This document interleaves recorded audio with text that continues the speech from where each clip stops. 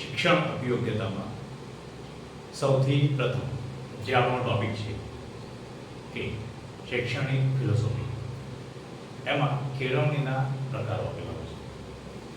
હવે કેળવણીના પ્રકાર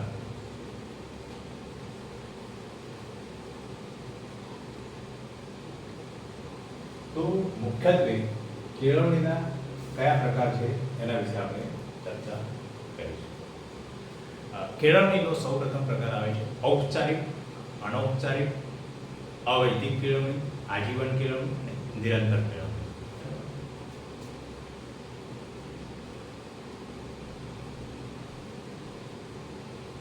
ઔપચારિક,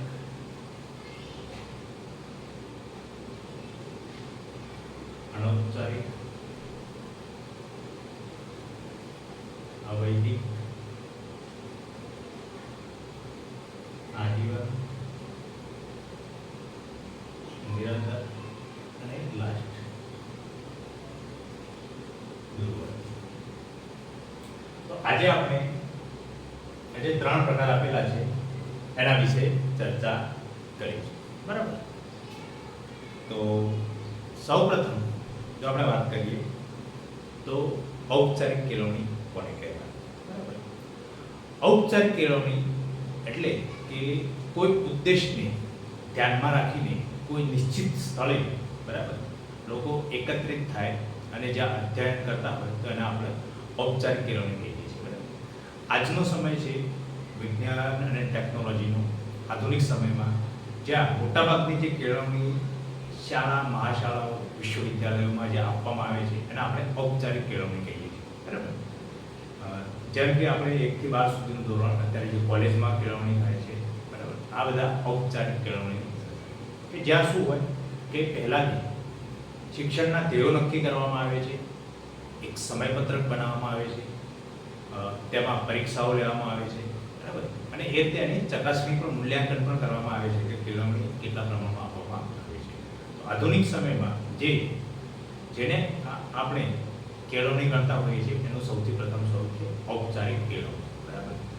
એમાં કોઈ નિશ્ચિત સ્થળે જવાનું હોય છે આપણે, બરાબર, નિશ્ચિત સંસ્થાઓ હોય છે, નિશ્ચિત કલાકો સુધી આપણું ભણવાનું હોય છે, બરાબર, નિશ્ચિત સમયપત્રક હોય છે, બરાબર, નિશ્ચિત કલાકો આપેલા હોય છે કે આટલા કલાક સુધી આ વિષય ભણવાનું છે. તેના અધ્યયન બાદ વિદ્યાર્થીમાં કયા ફેરફારો થશે, બરાબર, એ અગાઉથી નક્કી થયેલું હોય છે. એટલે કે આ એકદમ વ્યવસ્થિત કેળવણી હોય છે. એટલે આને આપણે ઔપચારિક કેળવણી કહીએ છીએ. બરાબર. ઔપચારિક કેળવણીની મર્યાદાઓ પણ છે કેટલી, જેમ કે જડતા આવી જાય છે, એકવિધતા આવી જાય છે. એકવિધતા એ અર્થમાં કે બધા વિદ્યાર્થીઓની ક્ષમતાઓ જુદી જુદી હોય છે, પરંતુ અહીં જે ઔપચારિક કેળવણીમાં જે કેળવણી આપવામાં આવે છે તેના જે ધ્યેયો હોય છે દરેક માટે એક સરખા રાખવામાં આવે છે. બરાબર. સ્થગિતતા હોય છે. સ્થગિતતા એટલે કે જડતા એમાં હોય છે કે સમયપત્રક અને પરીક્ષાઓનું એક શેડ્યુલ આપી દેવામાં આવે છે. તેમાં દરેક વિદ્યાર્થીએ જે શિક્ષણના ઉદ્દેશો છે, કેળવણીના ઉદ્દેશો, એ કેટલા પ્રમાણમાં ગ્રહણ કર્યા છે કે નહીં એના વિશે વાત કરવામાં આવતી નથી. સમયપત્રક અને જે પરીક્ષાઓનું શેડ્યુલ હોય એને ચુસ્તપણે વળગી રહેવામાં આવે છે. ઔપચારિક કેળવણી છે, હવે એની વૃદ્ધિ માટે કયા કયા પગલાં લઈ શકાય? બરાબર. તો સૌપ્રથમ તો ઔપચારિક કેળવણી વૈવિધ્યસભર હોવી જોઈએ. બરાબર. તો એક જ વિષયમાં નહીં, તે દરેક પ્રકારનું જુદા જુદા પ્રકારનું આધુનિક જે સમય છે એને અનુલક્ષીને કેળવણી આપવી જોઈએ. બરાબર.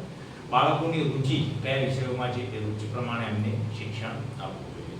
બીજું છે, ભારત જેવા દેશમાં વિકાસશીલ દેશ છે, જે વિકાસ થાય છે, તો અહીં જે કેળવણી આપીએ એ કેળવણી એ પ્રકારની હોવી જોઈએ કે જેથી વિદ્યાર્થીઓ છે એ પોતાની રુચિ પ્રમાણે વ્યવસાયમાં જઈ શકે, એટલે કે એમને વ્યવસાયિક નોલેજ આપવું જોઈએ. બરાબર. જે ઔપચારિક કેળવણી છે, વ્યવસાયિક નોલેજ આપવું જોઈએ. બીજું છે, અદ્યતન શિક્ષણ પદ્ધતિઓનો ઉપયોગ કરવો જોઈએ. આજના સમયમાં શિક્ષણના ક્ષેત્રે ખૂબ જ સંશોધન થઈ રહ્યું છે. બરાબર. દ્રશ્ય શ્રાવ્ય સાધનો ખૂબ જ વિપુલ પ્રમાણમાં ઉપયોગી આપણી જોડે ઉપલબ્ધ છે, તો એનો ઉપયોગ કરવો જોઈએ. બરાબર. પ્રવેશ માટેના જે નિયંત્રણો છે શિથિલ કરવા જોઈએ, બરાબર, જેથી વધુ પ્રમાણમાં વિદ્યાર્થીઓ એનો લાભ લઈ શકે. માત્ર અભ્યાસક્રમ જે મતલબ કે જે કન્ટેન્ટ છે એને સંપૂર્ણ ભાર ના આપતા સહઅભ્યાસિક પ્રવૃત્તિઓ પણ જોડે જોડે કરાવવી જોઈએ, બરાબર. ઔપચારિક કેળવણી આપતી સંસ્થાઓ અને સમાજ વચ્ચેનો સંબંધ છે એ સ્પષ્ટ થવો જોઈએ અને એ સંબંધ જળવાવો જોઈએ, બરાબર, જેથી કેળવણીને સમાજ ઉપયોગી બનાવી શકાય. તો આ તે આપણે વાત ઔપચારિક કેળવણીની. ઔપચારિક કેળવણી સિવાય બીજા નંબરની આપણે જે વાત કરી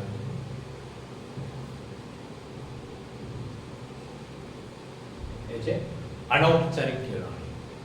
અનૌપચારિક કેળવણી એટલે કે તો અનૌપચારિક કેળવણી એટલે કે આપણે જે કેળવણી લઈએ છીએ શાળા મહાશાળાઓ એ સિવાય પણ આપણે ઘણું બધું શીખતા હોઈએ છીએ, બરાબર. જેમ કે આપણા આસપાસના લોકોમાંથી, સમાજમાંથી, અથવા તો કોઈ પણ જગ્યાએ ધારો કે તમે ટ્રેનમાં મુસાફરી કરતા હોય તો તેમાંથી પણ ઘણી બધી વસ્તુઓ તમે એ ટાઈમે શીખતા હોય છો. કોઈ પણ પ્રવૃત્તિ કરો જીવનમાં તો એમાંથી કંઈક ને કંઈક શીખતા હોય. આમ કેળવણી જન્મથી લઈને મૃત્યુ સુધી ચાલતી પ્રક્રિયા છે. તો આ રીતે જે સમાજ અને આસપાસનું વાતાવરણ અને લોકોમાંથી જે શીખવામાં આવે છે, બરાબર, એને આપણે અનૌપચારિક કેળવણી કહીએ છીએ. કે જેમાં તમારે કેળવણી લેવા માટે કોઈ સંસ્થામાં જવું પડતું નથી, એનો કોઈ સમયપત્રક નથી હોતું, કોઈ ક્લાસરૂમ હોતા નથી, પરંતુ તમે પોતાના આસપાસના વાતાવરણમાંથી, પોતાના લોકોમાંથી અને સમાજમાંથી જે પણ કંઈ ગ્રહણ કરો છો અને જે શીખો છો એને આપણે અનૌપચારિક કેળવણી કહીએ છીએ, બરાબર. અનૌપચારિક કેળવણીના લક્ષણોમાં સૌપ્રથમ તેનો કોઈ અભ્યાસક્રમ હોતો નથી કે તમારે આટલા પાઠ શીખવાના છે આ રીતે, બરાબર. અને તેની અધ્યયન પદ્ધતિ ફિક્સ નથી હોતી કે આ અધ્યયન પદ્ધતિથી તમારે કંઈક એમાં શીખવાનું છે. આ કેળવણી છે એ સભાનતાપૂર્વક થતી નથી. અમુક વાર તમે સભાન પણ ના હોય, બરાબર, કે તમે આ શીખી રહ્યા છો પરંતુ એ તમારે આસપાસના વાતાવરણમાંથી તમે શીખતા હો છો અને ભવિષ્યમાં એનો તમે ઉપયોગ કરો છો, બરાબર. ઔપચારિક કેળવણી હતી તો એમાં શિક્ષક અને વિદ્યાર્થી જોડાયેલા હોય છે, ફક્ત બે દ્વિધ્રુવી કહી શકાય. અનૌપચારિક કેળવણી જે દ્વિધ્રુવી નથી, અનેક ધ્રુવી થઈ જાય છે, કારણ કે એમાં ઘણા બધા લોકોનો એમાં સમાવેશ થતો હોય છે, બરાબર.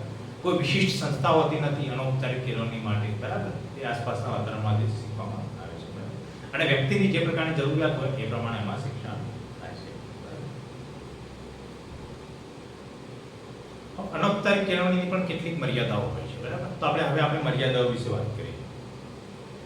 અનૌપચારિક શિક્ષણ પદ્ધતિ દ્વારા જે શૈક્ષણિક અનુભવો ગાળીને પસંદ કરવામાં આવેલા હોતા નથી. ગાળીને મતલબ કે આમાં પહેલાથી ફિક્સ નથી હોતા કે આ શૈક્ષણિક અનુભવો વિદ્યાર્થીને આપવામાં આવશે, બરાબર, કે વિદ્યાર્થી અથવા વ્યક્તિને આપવામાં આવશે, બરાબર. આ કેળવણી દ્વારા પ્રાપ્ત થતા જે અનુભવો છે હંમેશા શિક્ષણપ્રદ હોતા નથી કે કેટલીક વાર સારું શીખવાની જગ્યાએ ખરાબ પણ શીખી લે. ધારો કે કોઈ વ્યક્તિ હોય કે વ્યસન, કોઈ આસપાસના લોકો વ્યસન કરતા હોય તો એમાંથી વ્યસન કરવાનું શીખી લે છે, જુગાર રમવાનું શીખી લે છે, બરાબર. તો આને કંઈ શિક્ષણ ના કહી શકાય, એટલે કે શિક્ષણપ્રદ હોતા નથી. એ કેટલીક અયોગ્ય વસ્તુઓ પણ એમાંથી શીખતો હોય છે, બરાબર. અનૌપચારિક કેળવણી જે વ્યવસ્થિત નથી, બરાબર, કે એમાં તમે કેટલું શીખ્યા એનું માપન મૂલ્યાંકન કરવામાં આવતું નથી, બરાબર. અને ઉદ્દેશો કે લક્ષ્યોની સભાનતા હોતી નથી કે આ શીખ્યા બાદ આપણે શું એમનો ઉપયોગ કરવાનો છે, બરાબર, કે આપણે શું મેળવવાનું છે. તો આ તે આપણે અનૌપચારિક કેળવણી. બીજા નંબરની આપણે આવે છે અવૈધિક કેળવણી. અવૈધિક કેળવણી એટલે શું? ઔપચારિક અનૌપચારિક તો તમને ખબર હશે. અવૈધિક કેળવણી થોડુંક તમને કન્ફ્યુઝ કરતો શબ્દ હશે, બરાબર. તો નિશ્ચિત માળખાગત ઔપચારિક કેળવણી અને આકસ્મિક અનૌપચારિક કેળવણી ઉપરાંત શિક્ષણના મહત્વના પાસા તરીકે અવૈધિક કેળવણીની સંકલ્પના આપણે સમજવી જરૂરી છે, બરાબર. અવૈધિક કેળવણી એટલે શું?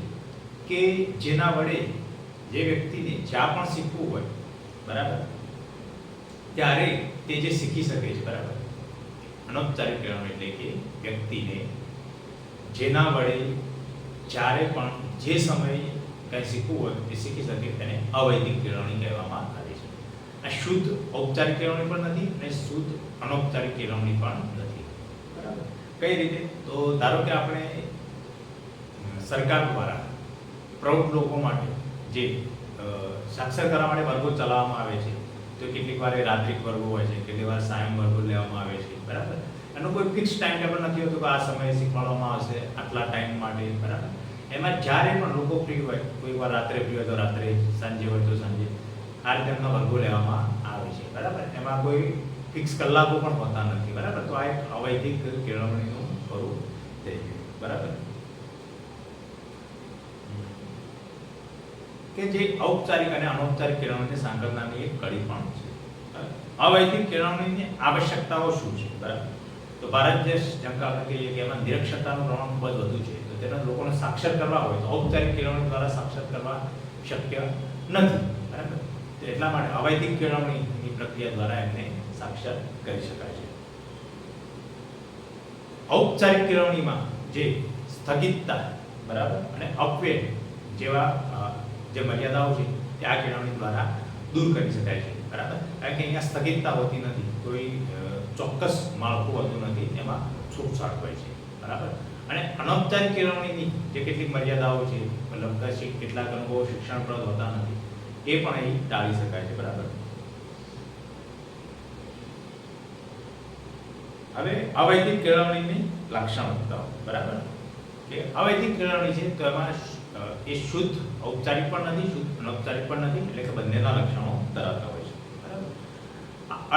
અવૈધિક કેળવણી છે એ કોઈ પણ વય જૂથના વ્યક્તિઓ માટે તેને આપણે પ્રયોજી શકીએ છીએ, બરાબર. 3 વર્ષના બાળકથી લઈને પ્રૌઢ વ્યક્તિ સુધી કોઈ પણ અવૈધિક કેળવણીના દાયરામાં આવી શકે છે, બરાબર.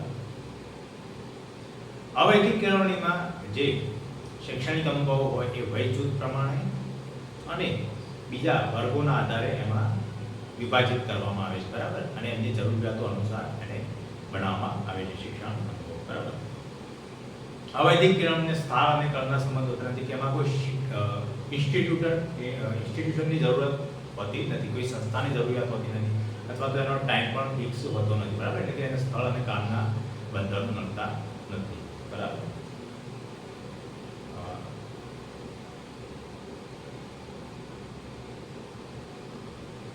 આ ઉપરાંત શિક્ષણથી કોઈ વ્યક્તિ વંચિત રહી ગઈ હોય તો તેને અવૈધિક કેળવણી દ્વારા આપણે શિક્ષિત કરી શકીએ છીએ.